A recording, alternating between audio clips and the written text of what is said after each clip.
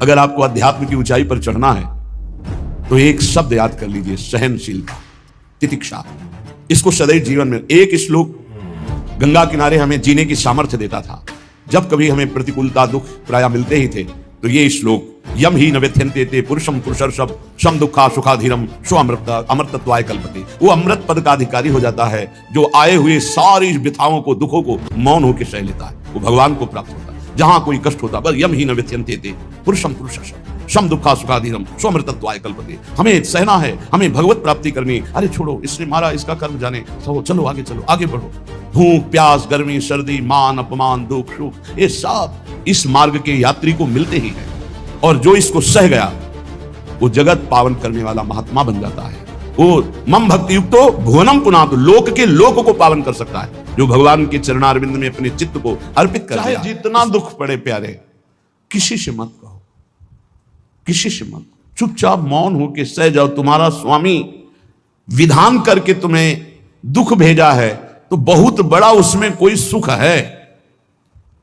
वो मंगल भवन है, तुम्हारा मंगल होने नहीं दे सकता। दिखाई दे सकता है कि अब अमंगल हो गया हमारा, अमुक अमुक अमुक, कुछ नहीं। धैर्य पूर्वक अपने मार्ग में सीधे चलते रहो। उसका विधान आया है, वो दुखद हो या सुखद, सुखद है तो हर्षित मत हो, दुखद है तो शोकित मत हो, आगे बढ़ो। देखो ये अध्यात्म है, ये कमर कस लो कि इस जन्म में मुझे इस भव समुद्र से पार होना ही है। ये जो कमजोर दिल के होते हैं ना, अनुकूलता जहां मिली तो बोले जब से हमने भक्ति शुरू की सब काम चकाचक बन रहे। ये भक्ति का फल नहीं है, भूल मत करना। ये तुम्हारे सुकृत चल रहे हैं इसलिए है। और जिस दिन दुष्कृत का फल आएगा उस दिन भक्ति करते हुए भी कदम रखना मुश्किल हो जाएगा, पग पग पर तुम्हें दुख मिलेगा। इस सिद्धांत को समझ लीजिए तो कभी आप निराश नहीं होंगे, शूरवीर होकर आगे बढ़ते रहेंगे। जो हमारी भक्ति है नई फसल है, और इस फसल की जो आनंद वृत्ति है वो भगवदानंद है, ज्ञानानंद है, अखंडानंद है, प्रेमानंद है। वो ये भोगानंद नहीं है, विषयानंद नहीं कि भगवान की बड़ी कृपा जो चाहो वो भोग मिल गए।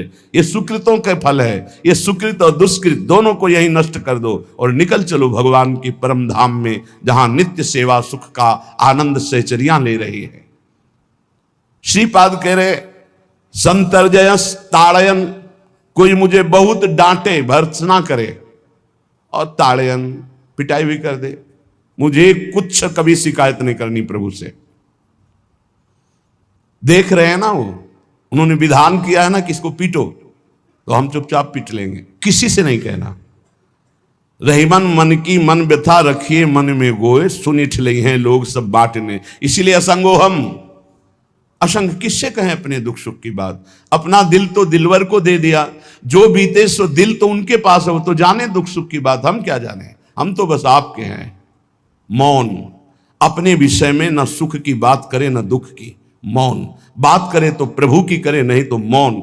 मान लीजिए अगर ये मौन आप धारण कर लेंगे तो निकल जाएंगे माया से, नहीं तो किसी की निंदा कर देंगे, किसी का ऐसा कटु वचन बोल देंगे, परुख वचन बोल देंगे, भजन छीण हो जाएगा, भजन करने की वृत्ति नष्ट हो जाएगी। सैकड़ों लोगों के प्रश्न है कि पहले भजन अच्छा होता था अब नहीं होता। उसमें दो बातें होती है, एक तो भजन की ऐसी भूख बढ़ गई है कि अब उतने भजन से नहीं और भजन होना चाहिए। ये उत्तम महापुरुषों की कृपा पात्र भक्तों की वृत्ति होती है। और एक होता है कि आपसे वैष्णव अपराध बन गया, कुसंग हो गया, इस कारण से ऐसा। अगर आपके हृदय में कोई दोष वृत्ति नहीं हो, फिर भजन में ऐसा लगता है कि मेरे से बहुत कम भजन होता है, वैसा भजन नहीं होता जैसा होना। ऐसा बड़े बड़े महापुरुषों को भी अनुभव होता है। ये कोई निंदनीय बात नहीं है, वंदनीय बात है। पर वास्तविक यदि भजन नहीं हो रहा है, वास्तविक यदि आपका रुक गया है आनंद, तो आप ढूंढ लीजिए आपका भोजन गलत है, आपका संग गलत है, आपने कोई वैष्णव निंदा की है। बस यही कारण है, यही खोज लेना, यही सुधार कर लेना। किसी से क्षमा याचना की जरूरत नहीं, अंदर देखो और आचार्य गुरु से प्रार्थना करो, सब ठीक हो जाएगा। बड़े कृपालु हैं, जिन्होंने अपराधी मुझ जैसे को घसीटा तो अब अपराध बन जाएगा तो थोड़ी छोड़ देंगे वो। विश्वास कीजिए, उन्हीं से प्रार्थना कीजिए, नाथ यदि आपको अपराध मोचन कराना है तो भेज दीजिए मुझे उसके पास, या उसको बुला दीजिए, मैं पैर पकड़ लूं, हाथ जोड़ लूं यदि अपराध बन गया है, और यदि आप चाहें तो आप क्षमा कर दें, आगे से सावधान रहेंगे। बड़े कृपालु हैं प्रभु, क्षमा कर देते। भजन की वृत्ति को रुकना ये सहन मत कीजिए, समय नहीं है। कि आज नहीं तो कल भजन चल पड़ेगा, नहीं, तुरंत वाचिक में आ जाइए, तुरंत वाणियों का गायन कीजिए, नाम कीर्तन कीजिए, ढूंढिए अपराध क्या बना जो आंतरिक हमारा भजन रुक गया, और प्रभु से प्रार्थना करके उसको चलवाइए। वो बड़े कृपालु है, क्षमा कर देंगे। अगर आपने प्रगट में किसी का अपराध किया और वो उपस्थित हो तो जाओ, उनके चरण पकड़ो, उनसे प्रार्थना करो। भजन का रुकना सहन मत करो। बहुत कठिन है भजन करके भगवत प्राप्ति करना। वो हमारे अंदर सरलता पूर्वक भजन चल रहा है, उसको बचाओ। किसी की निंदा मत करना, किसी की अवहेलना मत करना। तुम्हारी कोई निंदा करे, तुम्हारी अवहेलना करे, सह जाना, कह रहे हैं, इसमें कह रहे हैं संतर्जय ताड़यन बंधनन। यदि वो कहीं मुझे बांध दें, मैं बंधना भी स्वीकार कर लूंगा। ऐसा भक्तों को कोई बांधता है क्या? हाँ, बांध देते हैं। तितिक्ष ब्राह्मण की कथा में पढ़िए, उसको बांध दिया। एक सखी बहुत भजनानंदी थी, उसके परिवार के लोग रोज उसे पीटते थे और उसे बांध देते थे। सखूबाई नाम उसका सखी का था। एक सखी बहुत नागरीदास जी के संग में रहकर भजन की वृत्ति उच्च कोटि की सीखी थी, भागमती बाई। उनके पति ही उनके ऊपर सैया लगाकर नई नवीन रानी के साथ बैठते हुए ऐसा पिटाई करते, इतना कष्ट देते, पर वो उच्च कोटि की ऐसी महान भक्ता, परम सिद्ध बरसाने के जो वास करने वाले अपने नागरीदास जी थे, हरिवंश महाप्रभु के शरणागत, उनके सत्संग से ऐसी उच्च कोटि की दशा प्राप्त हुई, उसे कोई फर्क नहीं पड़ा। उसके कष्ट देने के लिए उसके ऊपर सैया लगाते, राजा थे, और नवीन रानी के साथ उसके ऊपर बैठते, उपद्रव करते, मारते पीटते, लेकिन वो सम रहती। संतर्जय ताड़यन बंधनन, शांत। वो देख रहा है, बस तुमको यही सोचना, वो देख रहा है, मेरा स्वामी देख रहा है। वो देखते हुए मौन है ना, वो चाह रहा है ना, तो तेरा किया मीठा लगे। बस बात समझ लो, इतना तो बहुत बड़ी वस्तु प्राप्त होगी, बहुत बड़ी। एक मिट्टी जब कुम्हार को अर्पित हो जाती है तो पीट पीट कर एक छोटा राई भर भी दाना नहीं रहने देता, क्योंकि राई भर भी अगर दाना रहा वहीं से मटकी फूट जाएगी, राई भर भी अहंकार रहा वहीं से भक्ति रस निकल जाएगा। पीट पीट के उसको एकदम बराबर, फिर भी चैन नहीं, जल डाल के रौंदा, फिर भी चैन नहीं, हाथों से मल कर अपने अनुसार बनाया, फिर चाक पे चढ़ाया, जो चाहा आकार दिया, सूर्य के ताप में तपाया, फिर उसको दहकते हुए आवे के बीच में रख के पकाया, फिर उसमें रस रखने लायक क्षमता आ गई उस मिट्टी में। ऐसे ही हम जब संत महापुरुषों को, श्री भगवान को समर्पित होते हैं तो ये सब होगा। रस रखने लायक हृदय तभी होता है जब आवे में तपता है, इसलिए तैयार रहो। तभी नागरीदास जी ने कहा, बड़ो ही कठिन है भजन ढिग डरिबो। एक सूरवीर योद्धा की तरह जैसे उसके अंग घाव से युक्त होते हैं, वो कदम पीछे नहीं आगे ही बढ़ाता है, ऐसे भजनानंदी चाहिए। चाहे मुझे चोर कहा जाए, पतित कहा जाए, गाली दिया जाए, मुझे मारा जाए, बांध लिया जाए, तो भी मैं भगवान पर दोषारोपण नहीं करूंगा। मैं यही निश्चय करूंगा, प्रभु मेरे देख रहे हैं, जोई जोई प्यारो करे सोई मोई भावे, उनका विधान परम मंगलमय है। अंतः क्लेश मतीव दुस्सह तरम प्राप्नोति नाना विधि। मुझे अंदर से भी बहुत पीड़ा दी जाए, काम पीड़ा, क्रोध पीड़ा, लोग बाहर से तो ये दिया जाए और अंदर से भी ये दिया जाए, तो भी हे प्रिया जो आपसे नहीं कहूंगा। प्रेम में कभी शिकवा शिकायत नहीं होती, ना इष्ट से और अपने प्रीतम के विधान से दिए हुए कष्ट को हम दूसरे से कह दें। धिक्कार हमारी प्रीति को, प्रीतम सहावे और मैं दूसरे से शिकायत करूं? नहीं, हर विधान आपका सहो। ये प्रेम है मस्ती का, ये लज्जू पंजू ऐसे काम नहीं है इनके। ये तो देखते हैं पैर धर के, अगर गर्म लगा तो हटा लेंगे, मत रखना गर्म ही गर्म है। और छाती मजबूत करके कि आग पे चलूंगा, तो पैर रखोगे तो चंदन हो जाएगा आग में भी। पूरे जीवन की बात कह रहा हूं, पूरे जीवन की। सोचो उस समय जब 13 वर्ष की अवस्था है और घर से निकले थे, कोई साथी नहीं है, कोई समझाने वाला नहीं, और आज इतना जीवन हो गया इसी यार के सहारे हुआ है। इसी यार, ना 1 रुपया कभी था, न रहा है और न रहेगा। प्रेमानंद का 1 रुपया नहीं है, प्रेमानंद की एक वस्तु नहीं, ना रहा ना रहेगा। हाँ, प्रेमानंद की सब वस्तुएं हैं, ना होते हुए भी पूरा विश्व मेरा। क्यों? प्रेमानंद भगवान का है, भगवदानंद को प्रेमानंद कहते, वही संपत्ति। जीवन भर एक ही साथी रहा है, और हे नाथ ऐसी कृपा करना अब दूसरा साथी बने ना। अब आओ तो मृत्यु रूप में ही आओ और किसी रूप में मत आना। साथी हो तो आपका साथ हो, सर्वहरण करने वालों में मैं मृत्यु हूं, बस उस रूप का इंतजार है। आओ उस रूप में और समेट लो अपनी लीला। बस कभी किसी से शिकायत, कभी किसी ने कैसे हो, आनंद है। नहीं सुना है किडनी खराब है तो सुना ही होगा, कोई दुख नहीं, कोई दुख नहीं। वर्तमान दुख वर्तमान के आनंद से बहुत छोटा है। क्या दुख है, स्वामी के द्वारा दिया हो। ये आप हमारी प्रार्थना मान लीजिए, इस मार्ग में चलने पर जो दुख मिले कभी किसी से कहना नहीं तो प्रीति में कलंक लग जाएगा, वो तुम्हें प्रभु से हटा देगा। नहीं, रहीमन मन की मन व्यथा रखिए मन में गोए, सुनिठ लई है लोग सब बाट न ली है। ये भगवत मार्ग शूरवीरों का मार्ग। कभी अपनी अंतर व्यथा को किसी से मत कहो। जीवन में अगर कोई हमें कष्ट दे रहा है तो हमारा कर्म है, ना कि कोई व्यक्ति। ये बिल्कुल सिद्धांत तक चर्चा समझ लो। वही व्यक्ति जो मुझे द्वेष करता, वही व्यक्ति जो मुझे कष्ट और दंड देता, वही व्यक्ति प्रणाम करके छाती से लगाकर आंसुओं की धारा से अभिषिक्त किया, तो वो व्यक्ति था या कर्म? जब कर्म भोग हो गया तो वही हृदय से लगा के अश्रुधारा से क्षमा कीजिए, बहुत ऐसा नहीं, आप तो बड़ी कृपा की। व्यक्ति कभी कष्ट नहीं देता, मेरा कर्म उसके ऊपर सवार होकर मुझे दंड देता। इसलिए मैं किससे कहूं?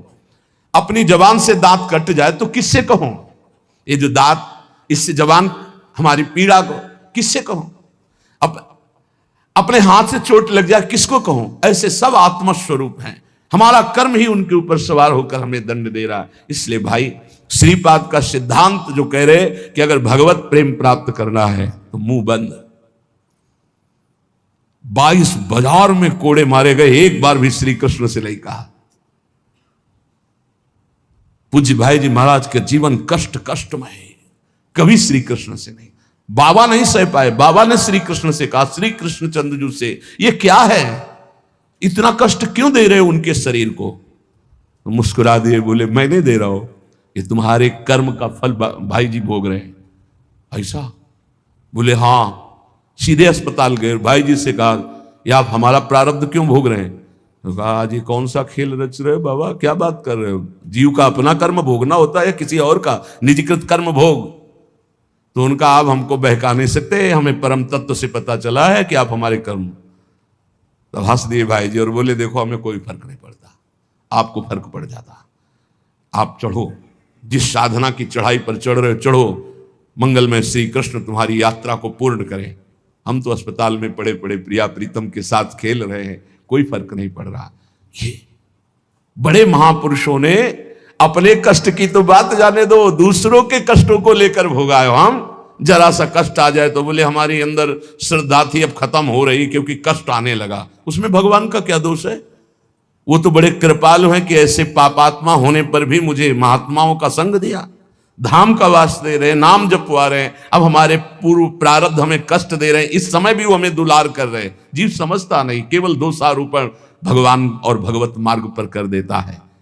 इसलिए उपासक को अंतः क्लेशमती व दुस्सहतरम, ये जो आप काम क्रोध से जल रहे हो ना, ये तपस्या है, इसका बहुत बड़ा लाभ मिलेगा। और अगर भोग रहे हो ना, गिर रहे हो, पतित हो रहे हो, तो वो सुख नहीं, वो शांति नहीं, वो विश्राम नहीं। एक बार ध्यान रखना, इस शब्द को याद रखना। ऐसे रहने पर भी हमारे द्वारा जो भी, वो हमारे स्वामी ऐसे लेते हैं, जन अवगुण प्रभु मान न काऊ, दीन बंधु अति मृदुल स्वभाव।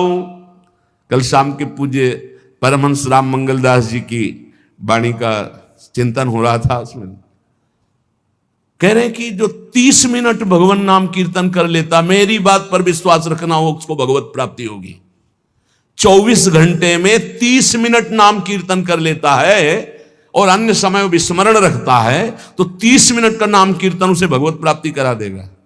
तुम्हें जो पाठ प्रिय हो, 30 मिनट पाठ कर लोगे, भगवत प्राप्ति हो जाए, कर लो।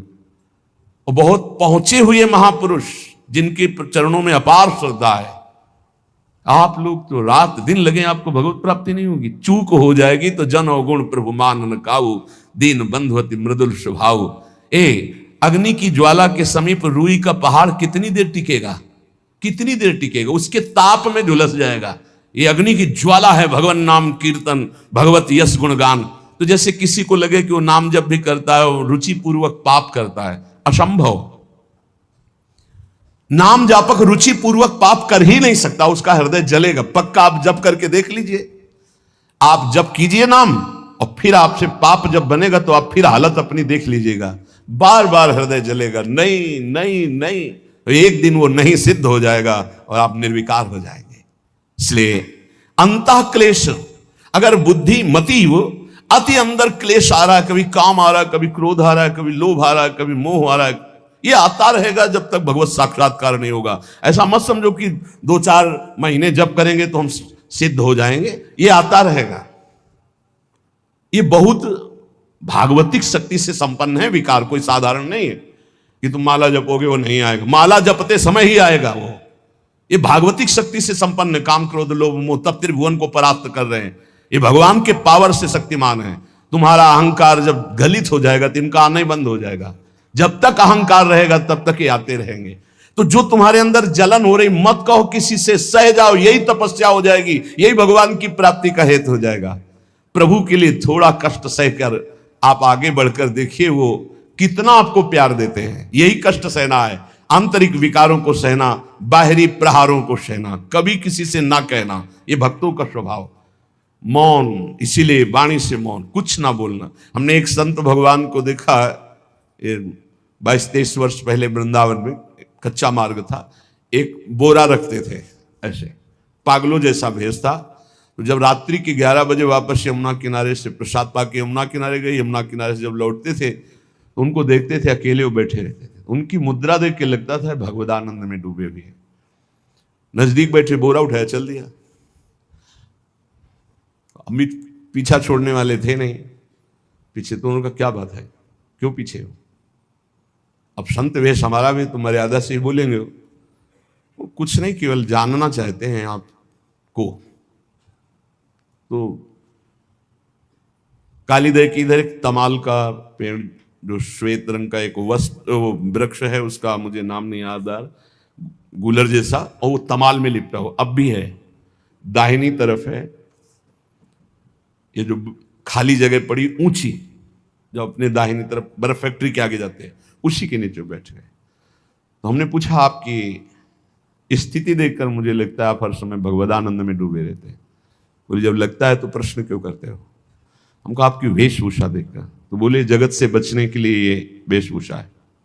एक बोरा ऐसे, जैसे कोई बीनने वाले होते हैं, कबाड़ बीनने वाले, ऐसे बोरा ऐसे रखे थे, गमछा लगाए हुए थे, पूरा शरीर खुला, कोई साधु का वेश नहीं, कोई चिन्ह नहीं, और उनकी स्थिति भगवदानंद में थी। उनका ये किसके उपदेश, किस मार्ग के उपदेश, किस इष्ट की आराधना से आपको ऐसी स्थिति प्राप्त हुई? बोले प्रथम पूज्य श्री स्वामी राम सुखदास जी महाराज का सत्संग हुआ, इष्ट देव श्री कृष्ण, इष्ट ग्रंथ गीता, उसी की कृपा से मुझे ऐसा, मैं भारत के हर तीर्थों में वास करता हूँ, भ्रमण करता हूँ, असंग रहता हूँ, और यही वेशभूषा रहती है बड़ा अंदर से। तो भोजन प्रारब्धवशात जो सामने आ जाता है उसे पा लेता हूँ, नहीं आता भूखा रहता हूँ। तो कहा अगर हम मधुकरी ले आवें कभी आप जिससे, तो पा लेंगे? बोले दे देंगे तो पा लेंगे। दूसरे दिन मधुकरी लेकर तो रोज हमारी उनके चरणों में श्रद्धा, क्योंकि उनका रहना और चिंतन दोनों, रहनी और चिंतन बड़ी प्रशंसनीय। जो वीतराग परमहंस हो गया, अक्षर सा वैसे, कुछ पास नहीं, केवल बोरा, वो नाटक के लिए बोरा कि कोई समझे कबाड़ बिनने वाला, और एक गमछा ऐसे रंग बिरंगा, बस कुछ नहीं, कोई भागवतिक चिन्ह नहीं। एक दिन देखा वो बड़े मक्खियां भिन भिना रही, तो नजदीक गए, क्या होगा? कहा चुप जाओ। इनका बोलिए ना। बोले वमन और शौच दोनों हो रही है, शरीर बिगड़ गया है, तो हम कहा औषधि के लिए हम व्यवस्था, बोले इसलिए कह रहा हूँ आप बच जाइए। तो हम कहा हमें बता तो दीजिए क्यों नहीं? तो बोले आया हुआ प्रारब्ध है, इसको हंस के भोगना है। ऐसे कोने में साइड में ऐसे पेड़ के किनारे पड़े, 2-4-10 दिन जो भी व्यवस्था उनकी बनी, फिर वो हमको दर्शन नहीं मिले, अन्य तीर्थों में चले गए होंगे। ऐसा महापुरुष क्या हम अपने शरीर को इतना प्यार करें कि भगवान से श्रद्धा हो जाए, भक्ति मार्ग में हम लड़खड़ा जाएं, फिर सत्संगी किस बात का। ये पक्का समझ लीजिए, ये जो भगवत मार्ग है ये शूरवीरता का मार्ग है, सहन करने का मार्ग है। जितने भी महापुरुषों के चरित्र हैं आप पढ़ करके देख लीजिए, भगवान के चरित्र से भी ज्यादा लाभ भक्त चरित्र सुनने से इसलिए होता है कि हमको लगता है कि हमारे जैसा जन्म लेकर इतना कष्ट सहकर इस ऊंचाई पर पहुंचे, ये बड़ी बात है कि वो जीवत्व से हमारी तरह पैदा होकर ईश्वरत्व को जाता है। इसलिए भक्त चरित्र में विशेष बल हमको प्राप्त होता है।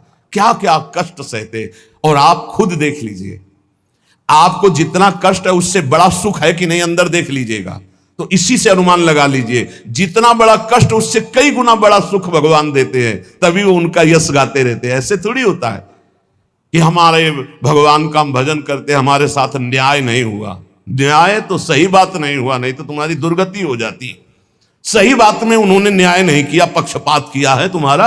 अगर वो सही न्याय करते तो ईमानदारी से कहते हैं केवल नरक के कीड़ा ही बनना पड़ता और कुछ नहीं है।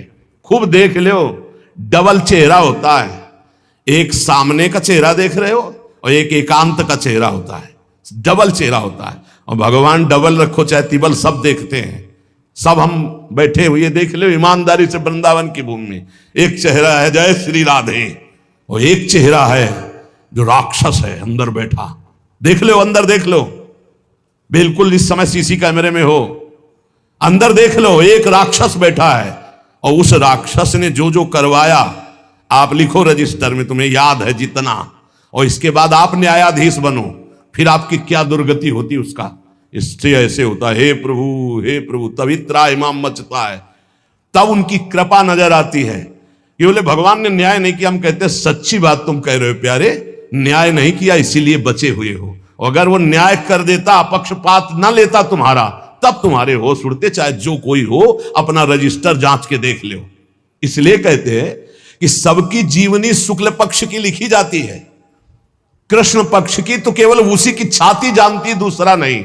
हृदय में जितने विकार, हृदय में जितना अंधकार, हृदय में जितना कूड़ा करकट, वो तो हम जानते हैं कि हमारी स्वामिनी की कृपा ने कितना निर्मल किया है। तब उनकी स्वामिनी जू मुझ जैसे अपराधी के अपराधों का विस्मरण करके आप ऐसी कृपा, तो आपको लगता है कि संतों की एक दैन्य भाषा होती है। नहीं, ईमानदारी से संत कभी झूठ नहीं बोलते। जैसे कह रहे हैं कि मौसम कौन कुटिल खलकामी, तो अंतर यह होता है कि आंख में जैसे थोड़ा पड़े तो बहुत बुरा लगता है, और पीठ में इतना बड़ा तिनका चला जाए तो कुछ समझ में नहीं आता। संतों का हृदय आंख जैसा होता है, थोड़ी सी भी गलती में हाय हाय मच जाता है। धिक्कार है तुम्हारे जीवन को, अपने को तुम क्या समझते हो और क्या है तुम्हारे अंदर विचार। और जो मलिन अंतःकरण वाला था, भारी भारी पाप करके भी उसको पश्चाताप नहीं होता। संत जनों को एक पाप की जरा सी वृत्ति की आभास स्फुरना, वो पूरा पाप नजर आने लगता है उनको, क्योंकि इतना निर्मल हृदय होता है। तो सच्ची कहते हैं कि जैसे घोड़ों की लगाम पकड़े हुए श्री कृष्ण अर्जुन की बैठे हैं, ऐसे अपने भक्तों की लगाम पकड़कर बैठ जाते हैं, तो यात्रा अध्यात्म की ऊंचाई की चलती, किसी की सामर्थ्य नहीं। इसलिए सब भक्त ऐसे तो आपको मिलेंगे। जहां सामर्थ्य की बात है वहां केवल श्री भगवान की कृपा है। इसलिए बाहर की पीड़ा और अंतर की पीड़ा अपने प्रीतम के द्वारा दी हुई मानकर सह जाओ, तो आगे प्रीतम तुम्हारा स्वागत करने के लिए खड़े, पक्का समझ लेना, पक्का।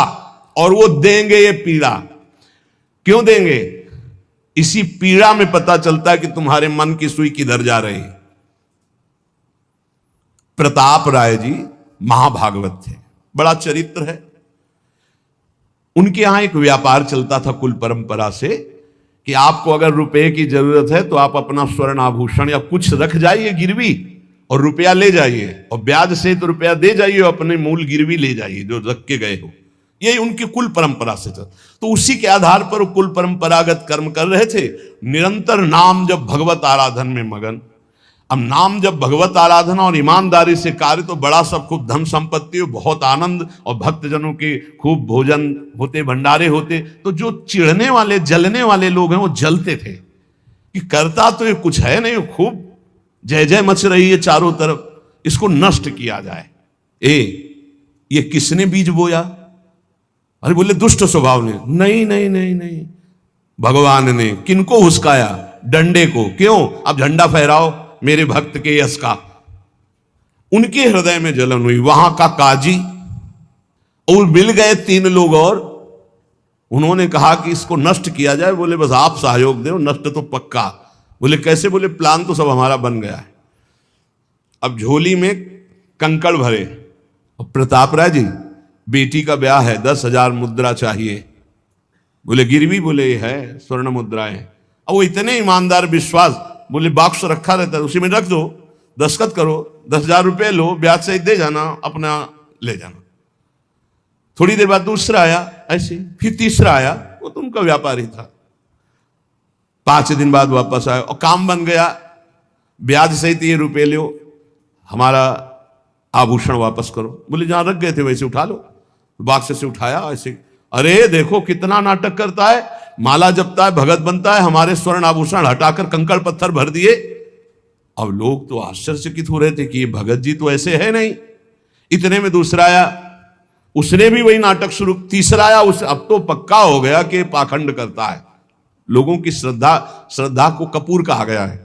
कपूर ऐसे बाहर रखो ना तो उड़ जाता है ना, ऐसे ही श्रद्धा है। अगर उसको आप मजबूती, विश्वास की मजबूती में नहीं रखोगे तो श्रद्धा उड़ जाएगी। अब तो सब कहने लगे कि प्रताप राय तो बहुत ही पाखंडी निकला। अब हाहाकार मच गया। इसके बाद काजी, वो तो सब मिले हुए थे, काजी ने बादशाह के सामने बात पेश की। काजी के इशारे से बादशाह ने हुक्म दिया इनको बंदी बना लिया जाए, सारी संपत्ति जब्त कर ली जाए। अब राज सैनिक बंदी बना लिए प्रताप राय जी को, सारी संपत्ति जब्त होने लगी। तो उन्होंने अपनी पत्नी से इशारे से कहा, ठाकुर जी लो और भाग जाओ अपने मायके, ठाकुर जी को बचाओ। ऐसी स्थिति में याद क्या है? ठाकुर जी को बचाओ, उनका भोग राग चलता रहेगा, हम तो जेल में कष्ट भोग लेंगे। ऐसा ही हुआ। वो पीछे की खिड़की से अपने ठाकुर जी को लेके सब तहस नहस हो गया। म्लेच्छ सेना साहब नष्ट भ्रष्ट कर दिया, बंदी बनाया, उनको ले गए, जेल में डाल दिया। कुछ लोगों ने कहा कि महाराज अभी ठाकुर जी अष्ट धातु के हैं, बहुत महंगे हैं, उनकी पत्नी इसीलिए लेके भाग गई है। मायके से पत्नी को भी बंदी बनाया, ठाकुर जी को भी संपत्ति के रूप में जब्त किया, और जहां संपत्ति थी वहां गोदाम में ठाकुर जी को ऐसे जिससे संपत्ति डाल दी वैसे डाल दी। जब पत्नी नजदीक हथकड़ी बेड़ियों के सहित, और वो तब एकांत जब हुए तो उनका, प्रभु आज तक मैंने कभी आपसे मांगा नहीं और कोई शिकायत नहीं की, बस एक कष्ट है इस समय कि आपको गोदाम में डाल दिया गया है। हम प्राणों से अधिक आपको प्यार करते हैं और आपको भोग नहीं लगेगा, आपकी सेवा नहीं होगी, ये हम बर्दाश्त नहीं करेंगे। प्रभु कुछ उपाय करो जिससे आपकी सेवा, अगर हमें ये पता भी चल जाएगा कि आपको भोग लग रहा है तो आजीवन हम पति पत्नी को जेल में रखो, मुझे कोई कष्ट नहीं। प्रभु ये सब कुछ हुआ, मुझे कोई कष्ट नहीं, आपको भोग नहीं लगेगा, इस बात से मैं जीवित नहीं रह पाऊंगा। भगवान देर थोड़ी लगी युगल सरकार, गलबैया दिए हुए, इस स्थिति में भी तुम्हें मेरी चिंता है? तुम्हें अपने अपमान की, अपनी संपत्ति जब्त की, अपने जेल की दुख की कोई चिंता नहीं, मेरी चिंता है। वही साक्षात्कार हुआ। अब तत्काल, अब वो तो चाबी बदलने वाले हैं ना, ज्ञानी मूढ़ न कोय, जस जय का रघुपत करे तस ताही क्षण होए, बोले भियस महेश तब ज्ञानी मूढ़ न कोय। उस वहां का जमींदार जो था उसने कहा ऐसा हो ही नहीं सकता, यह सब गलत है, पाखंड रचा गया है प्रताप राय जी के प्रति। बादशाह के सामने विरोध प्रकट कर दिया, नहीं सही जानकारी जांच हो। बादशाह ने उन तीनों को बुलाया और कहा फांसी पे चढ़ा देंगे यदि सही नहीं बोलोगे। सही सही बोल दिया कि उसमें हम सोना तो रखा ही नहीं था, कंकड़ रखे थे।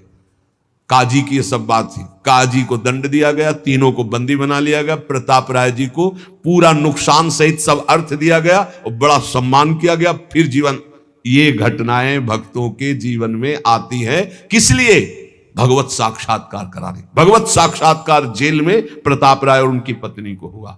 इसलिए उपासक को कितनी भी परिस्थिति कष्ट की आवे, वो तुम्हारे आनंद का वर्धन करने वाले बनेगी, विश्वास रख लीजिए। बस किसी से सहयोग मत मांगना और किसी को अपनी बात मत कहना। प्रताप राय जी ने किसी से भी नहीं कहा, कुछ भी नहीं बोले, केवल प्रभु से कहा कि आपकी सेवा अगर हमको कान में सुनने को मिल जाएगी कि आपका भोग लग रहा है तो मुझे कोई कष्ट नहीं होगा, लेकिन ये मैं नहीं सह पाऊंगा कि आप गोदाम में से, क्योंकि मैं जीवन भर आपको दुलार करता रहा हूं प्रभु। अब वही भगवत साक्षात। तुम्हारी सुई कहां जाती है? मन की।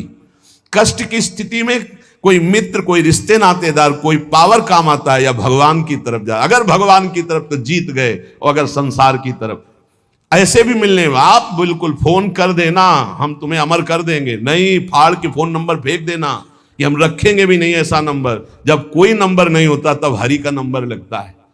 जिसके पास किसी का फोन नंबर नहीं होता उसका हरि का नंबर लगता है। ध्यान दे दो, कलयुग है इसीलिए सबके पास नंबर भेज दिया है। सबके पास नंबर है क्योंकि हरि से फोन नहीं कर सकते। हरि का फोन जानते हो कैसा होता है?